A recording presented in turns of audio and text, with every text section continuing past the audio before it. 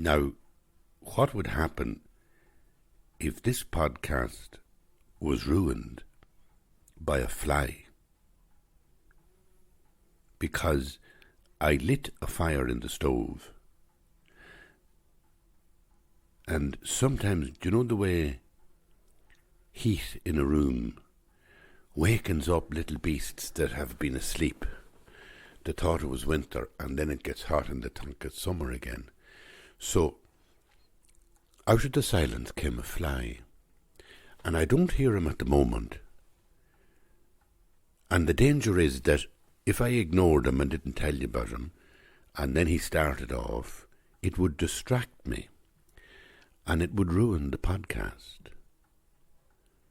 So I thought maybe I'll put it out there at the beginning that there is a fly in the room, and he may or may not want to contribute to the podcast.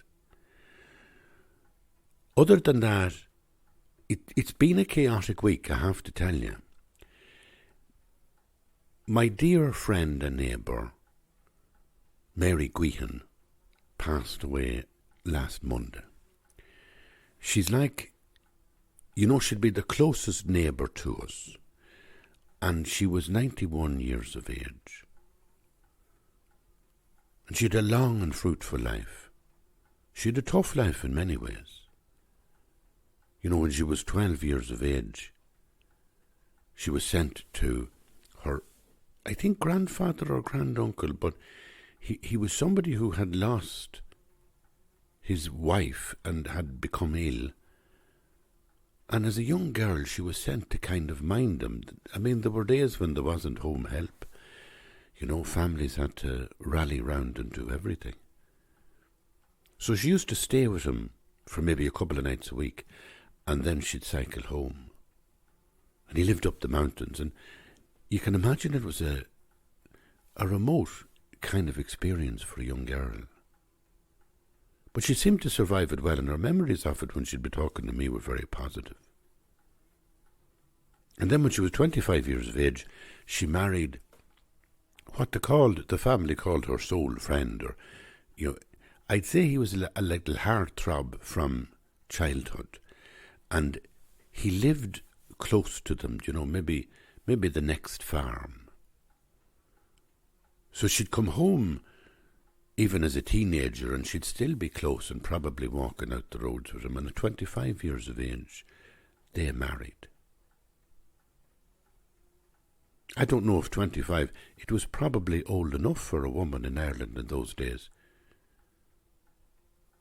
We're talking 65 years ago.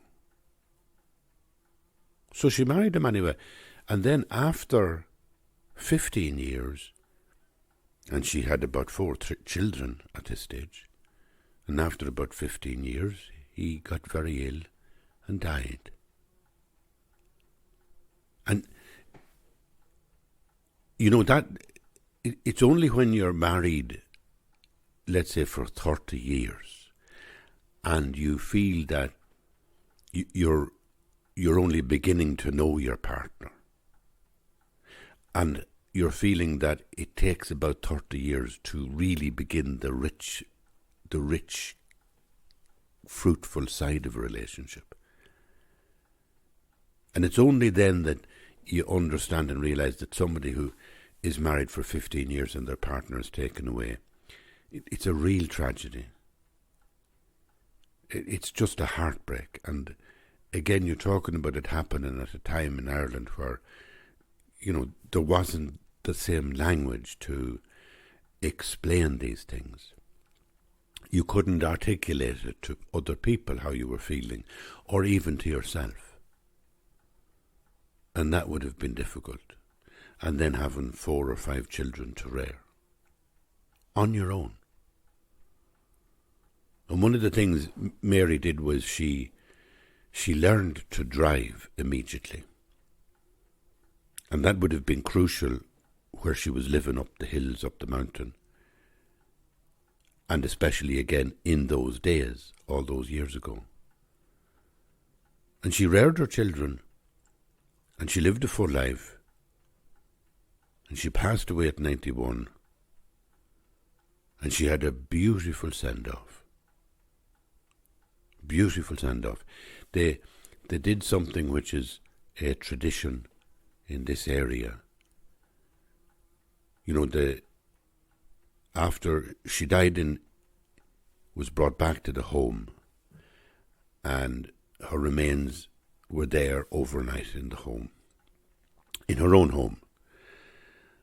And there's a lovely thing they did. For example, they put the coffin beside the window where the sun comes in. They were saying, you know, they were wondering where in the room to situate the coffin, where in the kitchen to situate the coffin. And they concluded that, well, you know, she loved the sun, she loved looking out at the lake. So they put the coffin there. I thought that was nice. And another beautiful thing they did was people put photographs of her into the coffin, so that you know, the remains is in the coffin, and then it's covered in, the bottom half of it is covered in lovely pictures of Mary when she was young, when she was a child, when she was with her husband, when her own kids were growing up. And that was beautiful.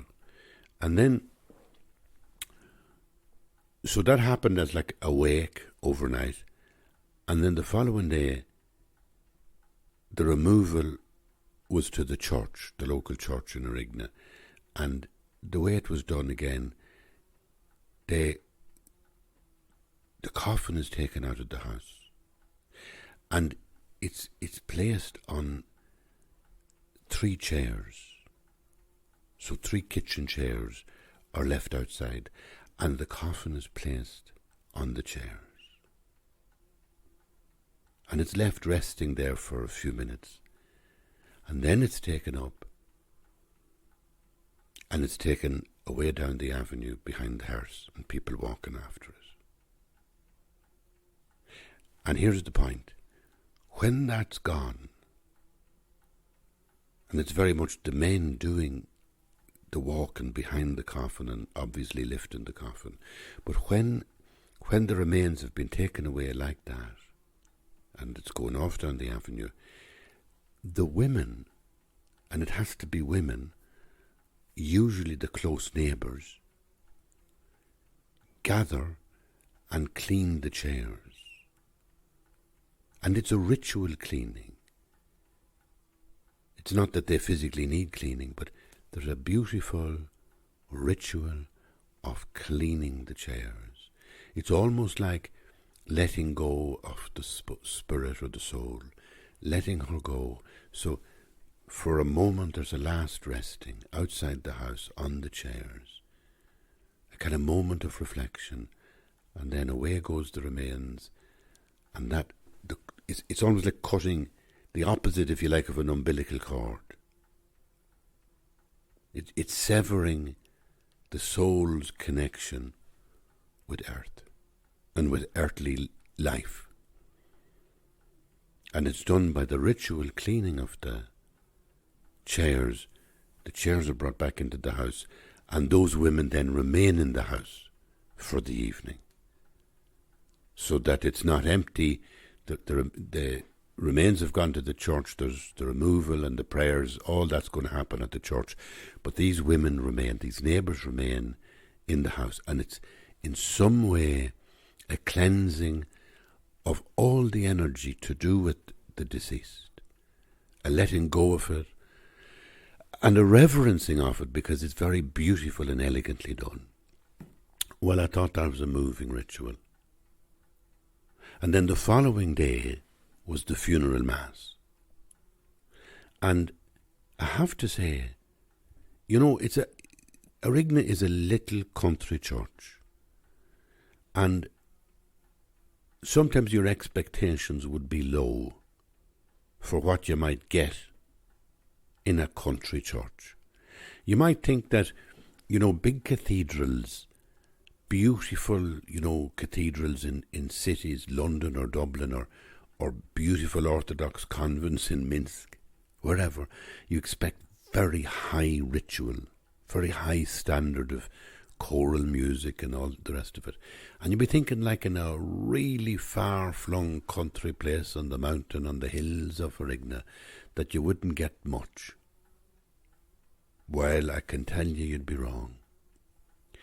Because something very simple can also be as moving as an opera. And this was very simple, and it was very moving. And there was no mystery to it. It was two singers, a male and a female voice. They had a guitar. It was live music from the gallery. It was as simple as that. And they had chosen songs, that reflected Mary's attitude to life. And Mary would have been a lover of country music. So that there was a kind of just a flavour of country melodies to the various hymns they sung. But they still were hymns. They were still all religious hymns and very beautiful. I was very, very moved by it. And I looked at the sanctuary, and it was so pristine, clean and pure, and the light making all the white of the altar cloths and the white stone glisten. And sometimes in a church like that, there's a very, very pure emptiness, I'd call it. And it's like, it makes you think of sacramental energy. It makes you think of angels. It makes you think of purity. It makes you think of, some sort of heavenly realm. And there's a reductive way that people, sometimes in the modern age that we live in, there's a reductive way of thinking about the priest's vestments.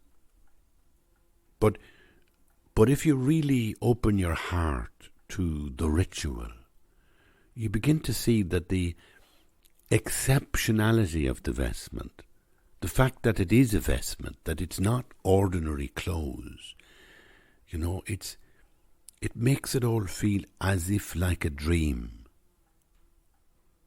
I was talking in one of the podcasts quite recently about that beautiful Buddhist prayer which the Dalai Lama says,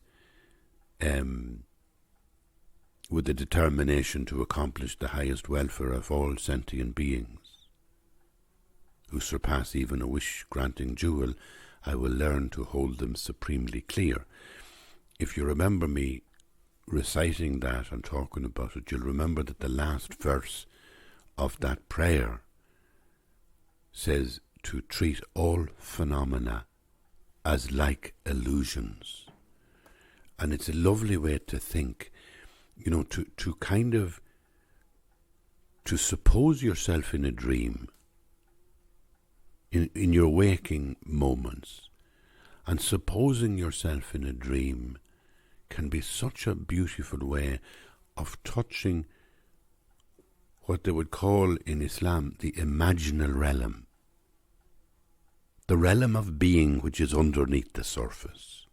So that you're touching the surface of reality, but you're not taking it as reality. You're not taking the world around you, the mundane world, the ordinary world. You're not taking it as ordinary. You're taking it as if heaven were inside it. That in some way the juxtaposition of you versus other humans, other sentient beings, other trees, the cosmos, everything around you, that in some way your conscious mind is actually engaged in heaven, and that what you're looking at the surface is just the flowering of heaven, the expression of heaven. There's a very beautiful thought, and it comes to a real intensity in liturgy, in ritual. So that in the ritual where the priest has white vestments and there's white stone, let's say, on the altar, and there's white altar cloth, and then on top of that you might see the golden chalice. The whole thing starts to create an intensity that allows you in your heart to open yourself to the idea that all phenomena are illusions. They're like illusions. They're not actually illusions, but they're as like illusions. And in some way, it's because they are the surface of a reality, and within it, deep down, is imaginal reality. It's where the word imagination comes from. But when we talk about imagination in Western culture, we tend to be reductive. You know, oh, he just imagined it. Okay. What we probably mean, I think, when we talk about that imagination is more like fantasy, you know, concocting things. You know, did it happen or did he just imagine it? That distinction is really a distinction between, you know, what happened and what somebody fantasizes happened. But there's a deeper level to that word, imagination. Its root is what they called the imaginal realm, and is very close, as you know, to the Platonic idea of forms. That, you know, that there's something within every reality that has a form that's deeper in it than the surface. And when you begin to live your life like this, and I won't say you, I will say me, when I begin to live my life like this, I am transformed. I reach a kind of a groundedness in happiness that I can get from nothing else. I can't get it from drink. I can't get it from sexual intimacy. I can't get it from music or joy or anything. But there's something deep inside, if I ground myself in this sense of the imaginal realm, that in some way what I'm experiencing in life is the surface of the ocean. And its real depth is linked and is expressing itself at the surface. So like the wave is the expression of the ocean. It is a wave. But as a wave, it's empty. It's not. There's nothing there called the wave. It's simply the form of a deeper presence. And in that sense, I ground myself in heaven. And that happens most intensely in rituals. And sometimes when I go to churches, I find that the tradition has become so cerebral, so much intellectual guff going on at that level of ideas, that there's very little ritual left. And when that happens, I try not to be negative about it, because I have this absolute sense of love and affection and devotion for ritual. You know? So even if it's not working, I still in some sense allow it to work. It's like, I give you this example, it'd be like listening to a singer and supposing one of your favourite songs or arias is that one from, what is it? Oh, che farò senza ridice, dove andrò senza mi bello. That beautiful aria from Orfeo and Euridice.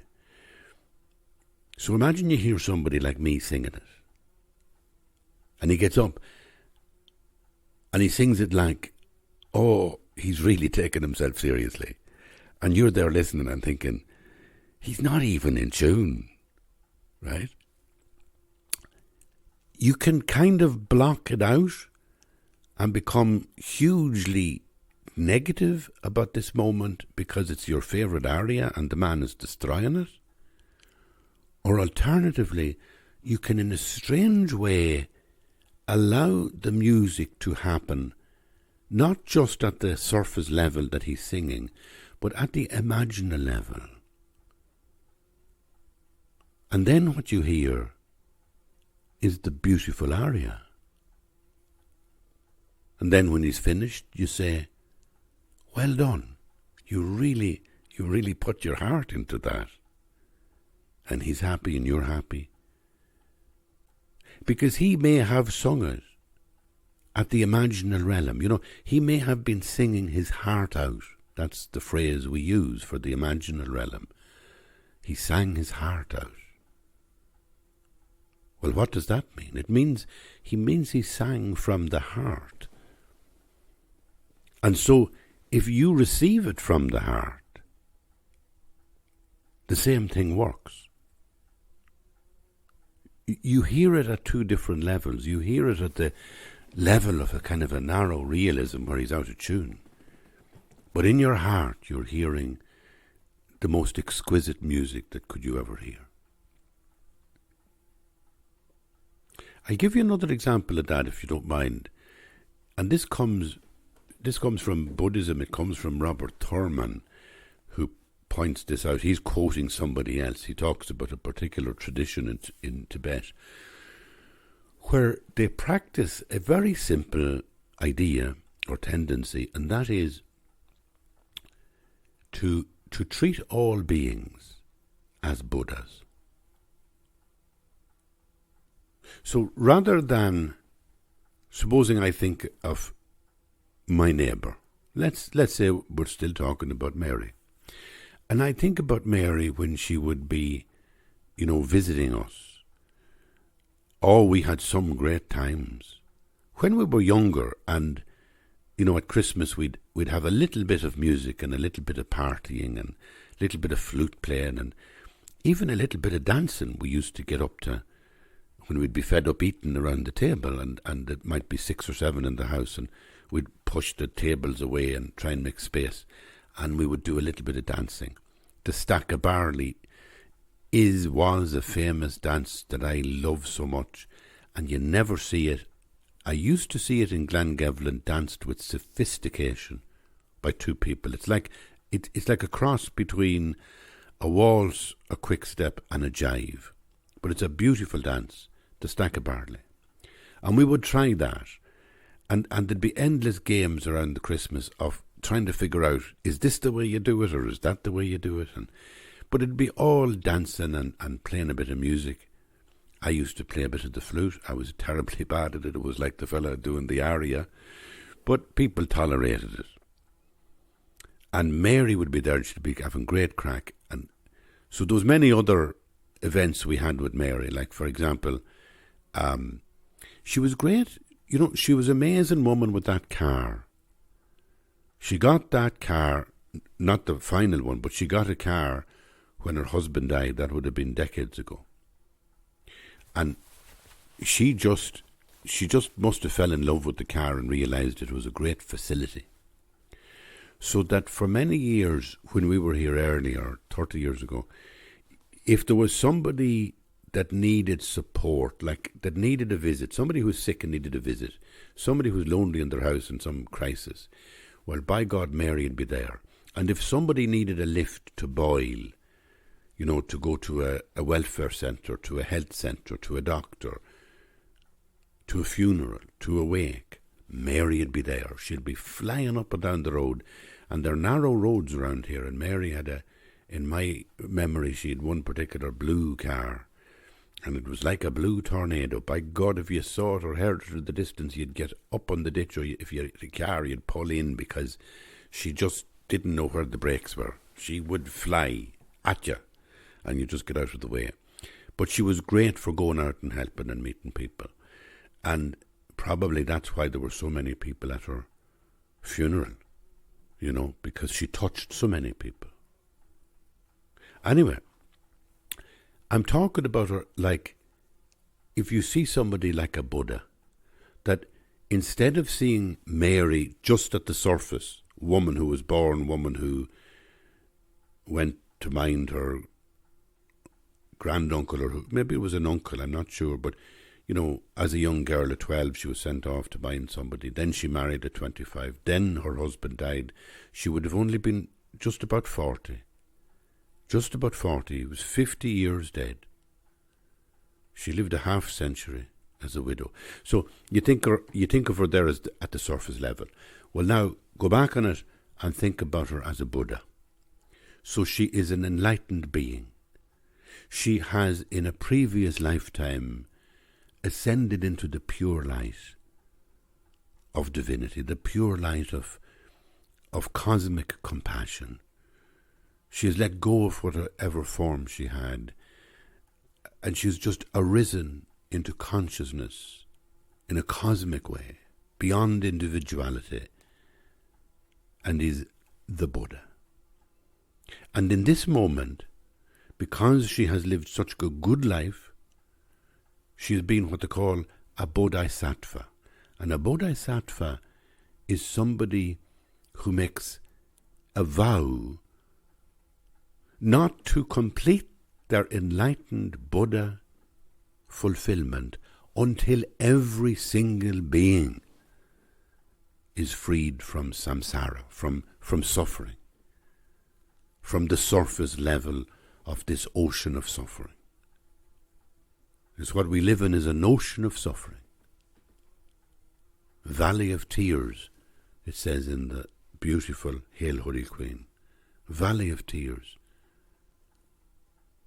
Some people would give off about that as being, a negative thing to have in a prayer. But do you know something? People who suffer know that it is a valley of tears. And we all suffer and we all get touched by suffering. We really do. And I think some of the most elegant prayers are those that are kind of a sigh of weariness, reaching out to God or to Mary to give me comfort. Those are the prayers that have mattered most to me in my life. Prayers similar to what Jesus says finally on the cross, "My God, why have you forsaken me?" In his woundedness and brokenness, he sighs, weary. Those are deep prayers. And they're very beautiful prayers. So the Bodhisattva is about to reach that liberation from all that suffering, and then at one final moment, because they have made a vow, I will not leave samsara until all sentient beings are free. Now they come back in another lifetime, not because they are drawn back by their own karmic propensity for, greed or gluttony or all the kind of weaknesses that they would suggest in Buddhist tradition. They would suggest these are the kind of, karmic patterns that draw us back to desire another life. And so cyclic existence goes on and on and on. We go round and round and round in 1,000 million rebirths. Because we've never sort of fully let go of karmic attraction, of desiring things and hating things. So let's say some being is released and they're about to enter into the kind of experience that's described when people talk about the resurrection, that sense that it is Jesus transformed and become the Christ, the one, the enlightened, and all that sense of divine light that comes with the image of Christ. So let's suppose somebody at that moment, and because of this bodhisattva vow, they actually do return in cyclic existence and are born again. Now let's imagine Mary as the bodhisattva, so that when at an outer level, at a surface level, she is expressing a sense of humour, negativity, hunger, maybe arguing with a neighbour, maybe criticising a singer. I remember there was one particular time we were having it was New Year's party on the 1st of January, maybe 25 years ago, and Mary was in the corner and different people were singing, and then a particular person, a stranger to her, he was on holidays, and he started to sing a song, and I never heard the song murdered so terribly. He just really was appalling. And everybody was doing the compassionate thing, the sort of listen to it and try and hear the song in the imaginal realm and be positive to him. And Mary just cut through the whole song and said to the person beside her, "Sure, that fella can't sing at all." Absolutely out loud. It stopped him in his tracks. It was a terrible moment. I don't think she meant it not negatively, but she was abrasive. She could absolutely cut through people with truth. Now, not with any sort of negative, vindictive thing, but she would say it like it is. Do you know that kind of way? Like she saw me one time trying to dig a ridge for potatoes, and I'm a man that really knows nothing about how to dig a ridge for potatoes. And she just came into the garden and looked at it and said, "What are you doing that there for, and it crooked?" Me ridge was crooked, and she said, "Why are you putting it there? Sure, it'll flood there. There's nothing that grow there." She just would be abrasively blunt. Anyway, think about Mary with all those human frailties at the surface level being merely disguises for her enlightened self. That even if she's not conscious of this truth, even if she allows herself to be gripped by karmic tendencies towards attraction or negativity, even if she has disturbing emotions at the surface level, underneath, I am dealing with the Buddha. I am dealing with the fully enlightened human being. And that is exactly the way Christians think about other Christians. When we follow what St. Paul says, put on Christ. Put on Christ. It is not I, this is one of my favourite quotes, "It is not I who live now, but Christ who lives in me." Now that's kind of a recognition. I am here as Paul at the surface level, but there is some depth to me, and the deep down core of it is the full living presence of Christ. It is Christ in me. And if you live with that, if I lived with it, it would improve my life.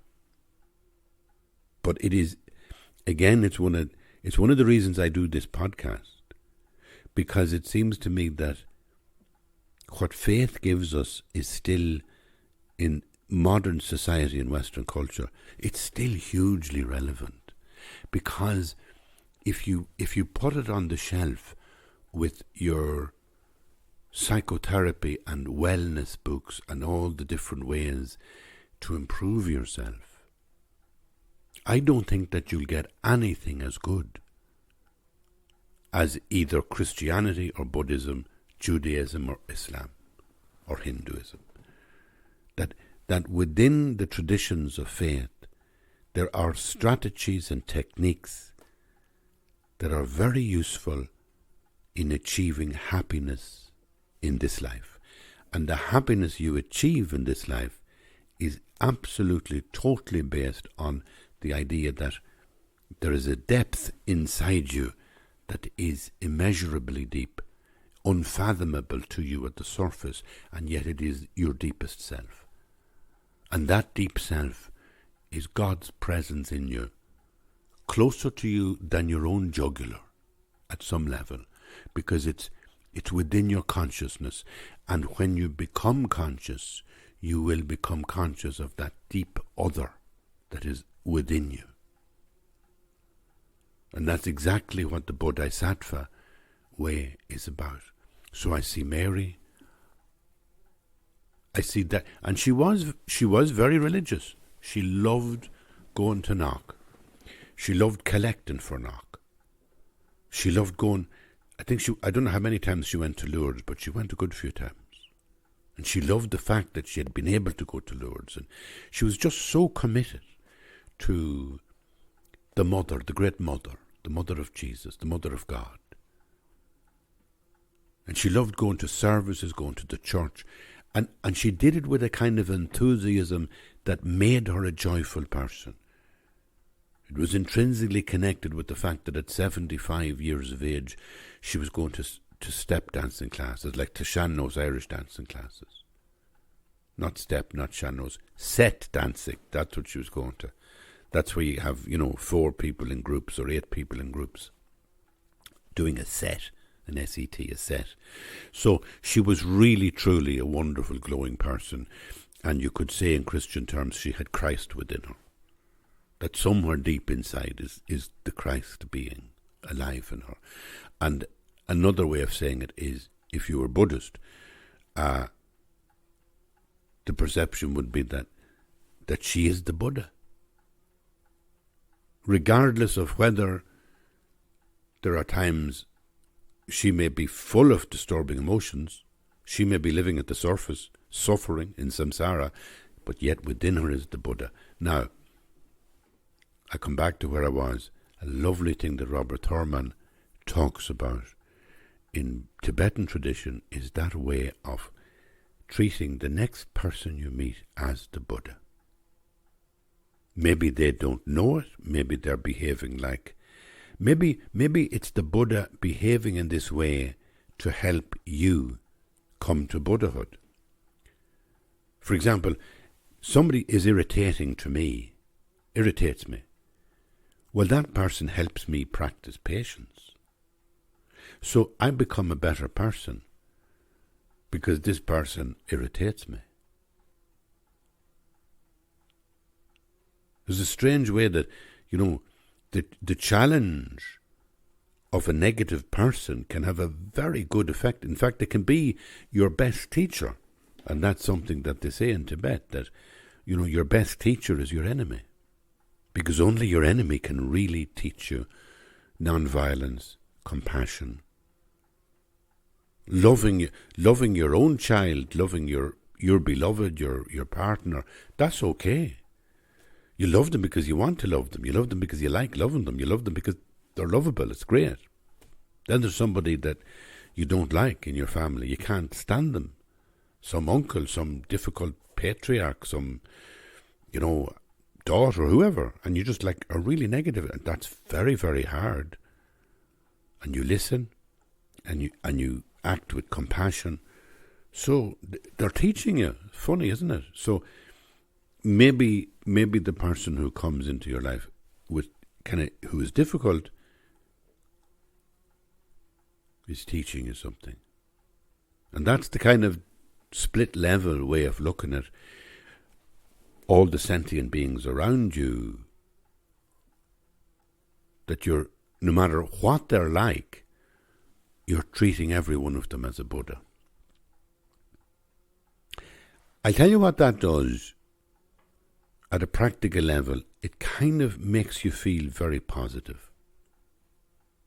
Because people you don't like actually exhaust you. If I'm working in a particular profession, let's say theatre or the arts, and if I think of the fact that most writers are very egotistical, very self-centred, which is true, and the best example of it would be me. I live a terribly self-centred life. I can't ever liberate myself from it at the surface level, but I can liberate myself at least on the deeper imaginal level if I become aware of it. If I awaken to the fact that I'm self-centered. I've kind of really stepped outside it. And I would do the same with anger. I think that anger is something that everybody has. I did a T.G. Cahir interview with Dahi last week. It was aired last week on a programme on T.G. Cahir, Irish language television in Ireland, called Shal Le Dahi. And it's in the Irish language. But the one major thing I spoke about in the interview was anger. You know, that anger is something I knew maybe in my 30s. I had this anger and it was growing, and I realised it would come out in certain surface levels. Let's say when I interacted with somebody who irritated me or who had opposing political views to me. But I knew there was something deeper about the anger, and eventually I recognised that this anger was growing because I was in confusion about the fact that I'm getting older by the minute. Each year I'm older, and I don't like where this is going.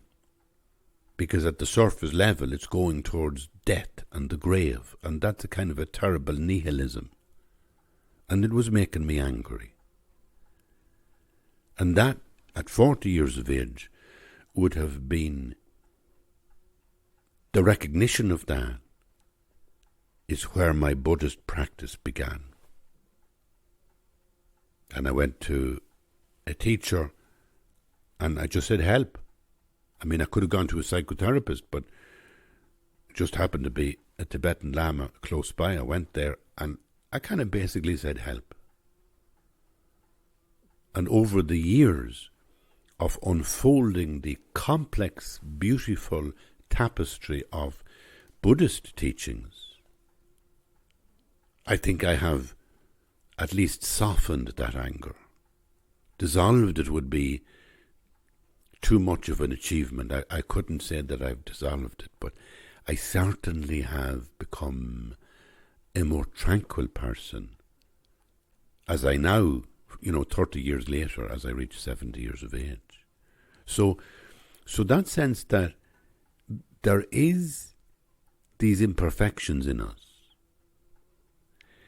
you can dissolve them beautifully by thinking about other human beings as the Buddha. And I really mean it. Because every time you do it with a new person that you're going to engage with, it's like a 3-minute meditation. So you're constantly meditating. You're constantly living in a meditation session. You think about a meditation session in Tibet, there's a lot of visualization. You visualize Manjushri, who is the wisdom Buddha. You visualize Avalokiteshvara, the Buddha of compassion. You visualize a lot of Buddhas, and they weave a kind of a tapestry around you that really settles your mind on their presence. Well, when you start to think about another human being as the Buddha, it means that your meditation session is going on right through the day. And whereas negative feelings, as I say in, let's say, the profession of the arts or in theatre, and I'm thinking, well, I'm not self-centered, but the other guys are really very self-centered. So I become jealous, I become negative. And what happens with jealousy and what happens with negativity is it exhausts you. You get tired. You get worn out. You get worn out being negative. Now, when you start to say that despite what's at the surface, despite the fact that this person may appear to me as selfish or aggressive or whatever, I will treat them as if they were the Buddha. It has a strange lightening effect on your mind stream. It is a wonderful... It's like you've been released from prison. That's the only way I can describe it. You know, if I get annoyed with somebody, let's say that I work with in a theatre show or something, and I'm just so negative to them, and I'm exhausted by it, and I wake up in the morning thinking about it. Sometimes you wake up in the middle of the night, and it's usually somebody annoying you who does that. So can you imagine if you just break with rational, break with logic, and think about that person as the Buddha, and try and discern within their actions that everything they do is helping you become more enlightened. And so they're teaching you patience. But also, what's happening is they're releasing you from the negative energy that you're enveloped in like a prison. It's like a cage. Tsongkhapa, the great teacher who wrote The Swift Path, and in that very concise description of what suffering is, he says, it's like if you saw somebody locked in a small cage the size of their body, and then that cage thrown into a river. That's what suffering is. When you meet somebody who's negative to you, just think they're suffering. They're trapped in the negativity. And then think that underneath that, they are the Buddha. And they are trying to help you intense your compassion. They're provoking you so that you will become compassionate. So you're now in this extraordinary dynamic with all the people you know on the planet, and there's hundreds of them. They are all Buddhas who have come into your life to draw you up and out of your prison and into the joy of what Christians would call eternal life. The eternal life which is not like linear in the future, but is available now. It's available right now, here and now. And that's a beautiful, beautiful way of engaging with other people, to engage with them as the Buddhas. And I would engage with Mary like that. And it's so easy then to think about her in heaven. Because I'm thinking about her as a living person in heaven. I'm not waiting until somebody dies to think about them in heaven. And then that becomes difficult because you've never thought about them as anything but sort of flesh and blood. And so the flesh and blood decays. But if I engage with somebody as if they were in heaven, as if they were the Bodhisattva, as if they were alive and awakened as a Buddha, deep within their own soul, well, then I begin to see death as the release of that spirit. I'm able to say about Mary, my neighbour, the light of heaven to her. She has gone home. She has gone back to the place from which she first came. She is in heaven. In Christian terms, I can say that she is now fully united with Christ. The Christ that was in her all the time. All the time. Even hidden when she was, if she was having a dark moment of negativity or a disturbing emotion, even there, hidden underneath it, asleep in her soul, is the sleeping Christ. And now he awakens, and she awakens to realize she too is the Christ. She has become one. This is theosis. This is becoming unified with God in that magnificent confrontation, which we call death, but which is really a doorway. into our true self. Our true self being eternal and completely awake. And that's in the person now. So I treat all the people I'm dealing with in the present moment like that.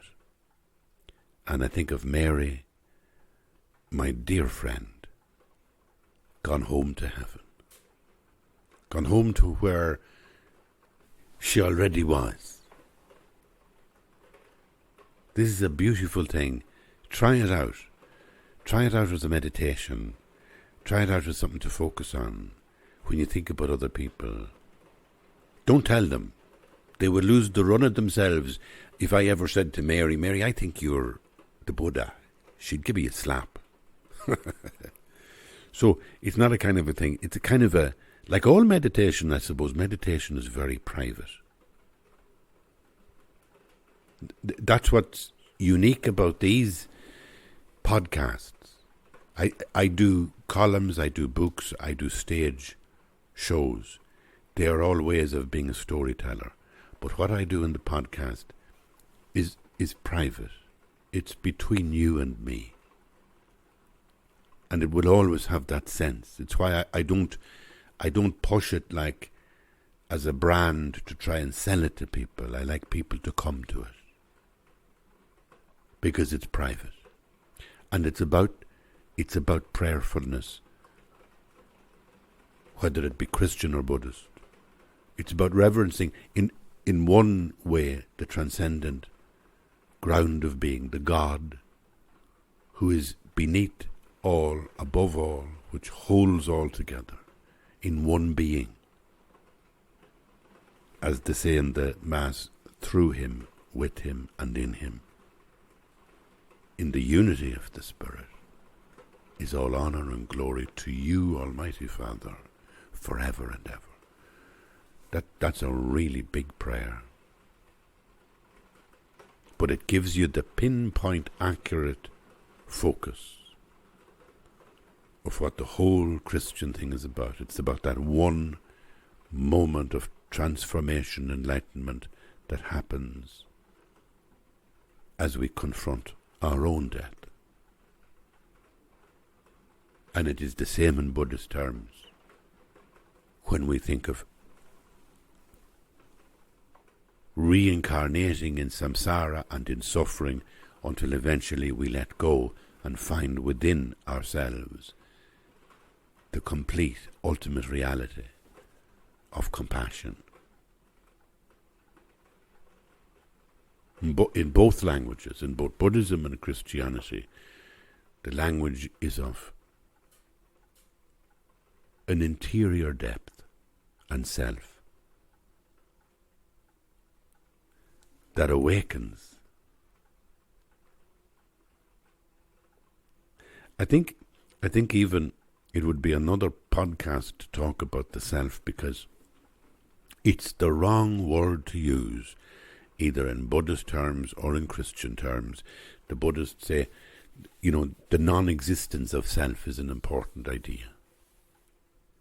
It's the actual letting go of self, that you become who you are. Who are you? You are God. You are the Buddha. And you are the Christ. You are the one. Beneath all your selfishness, beneath all the aspects of self, what you are is God. So sharing that, I suppose, is private, and sharing it is something you're not going to be telling people, I see you as the Buddha. You might try it if you're a young man of 30, see how you get on with courting somebody. I don't think it'd work too well.